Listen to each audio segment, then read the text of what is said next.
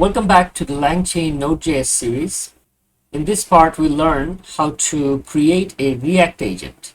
ReAct stands for Reason and Action. In this video, we'll learn the following. Set up the necessary installs and imports for our ReAct agent. This time, we'll use the latest GPT-4.5 preview model to create our agent. We'll see the agent output data structure and learn how to extract the main AI reply from that. We will also implement agent tool usage. And last but not least, we will implement custom prompts in our ReAct agent. That said, let's get started.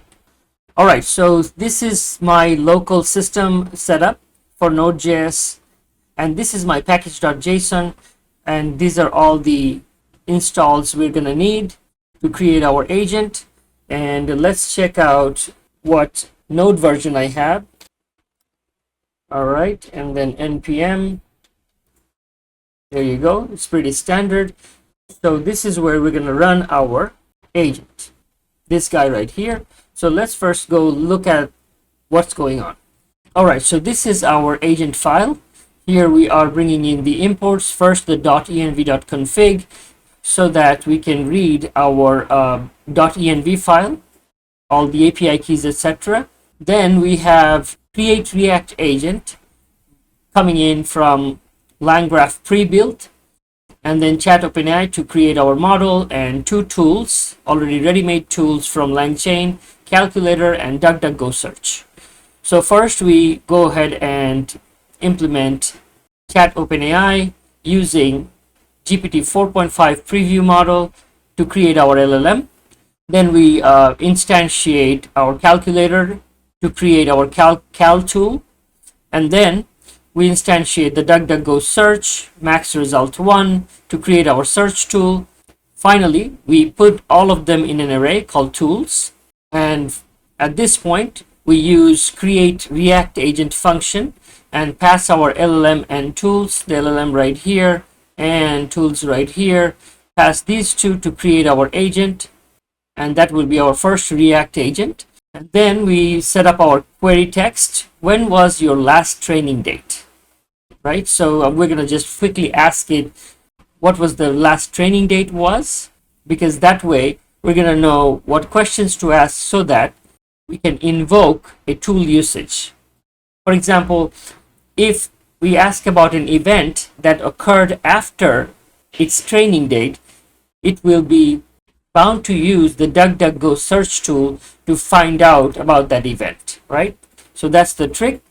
And with all that, we finally invoke agent.invoke and pass the messages structure, human and query, this query right here, and that will generate an answer for us. And the full answer we're gonna just see right now once we launch it. So let's do that. A simple question: when was your last training? There you go. So the full answer looks like this, very ugly.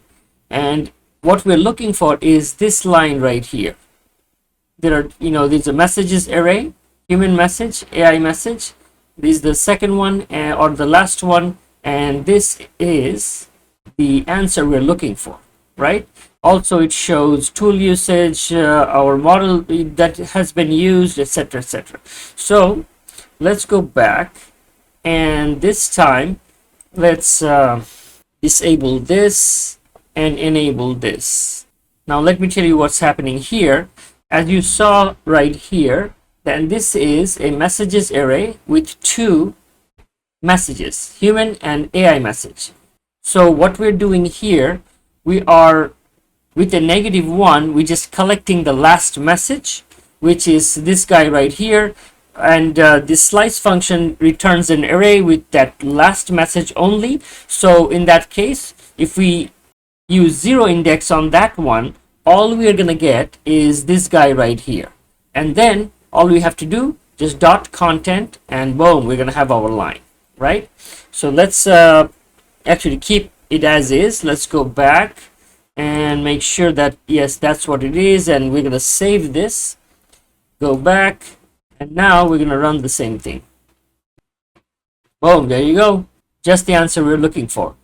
I'm showing this because that's how we're going to have to collect the actual answers from all this mess when we create chatbot, etc. Right? That said, now that we know its last training date is October 2023, so now we're going to go ahead and ask it a different question, and we're going to get the full answer so that we get to see what tool it uses. Because if we get just a single answer, we're not going to be able to see the details, right? So that's the setup. Let's bring in that question. All right, so now we have a question for it. Who won the Super Bowl in 2025? As we know, its last training was in October 2023, so this should be new. So it should go ahead and research it for us using some sort of a tool. At least I'm hoping it will use the DuckDuckGo search, right? So let's go and run it. Look at the answer.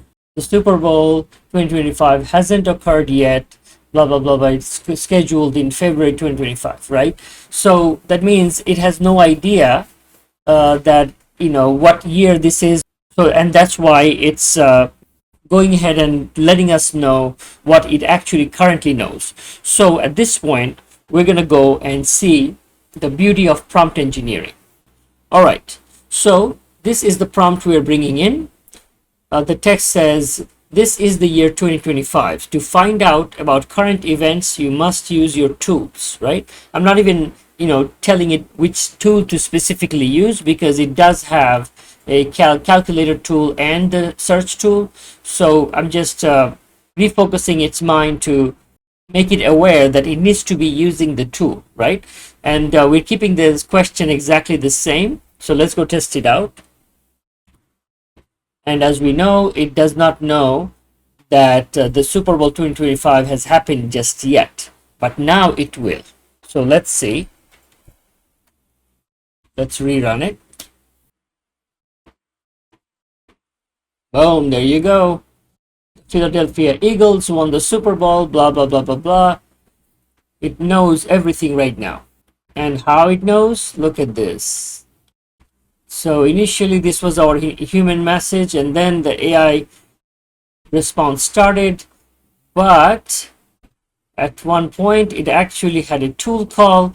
It actually called the DuckDuckGo search, got all these answers from its research, and then it went ahead and prepared a fantastic reply for us.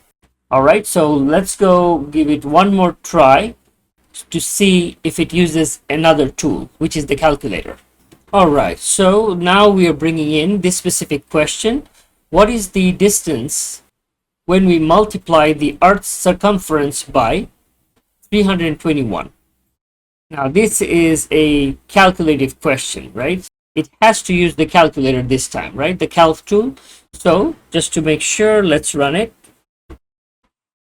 And here we go.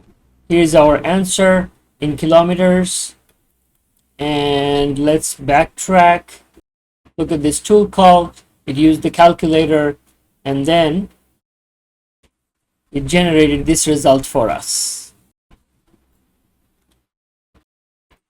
So now we know how to create a ReAct agent by passing the LLM, the tools, and the prompts using LangChain.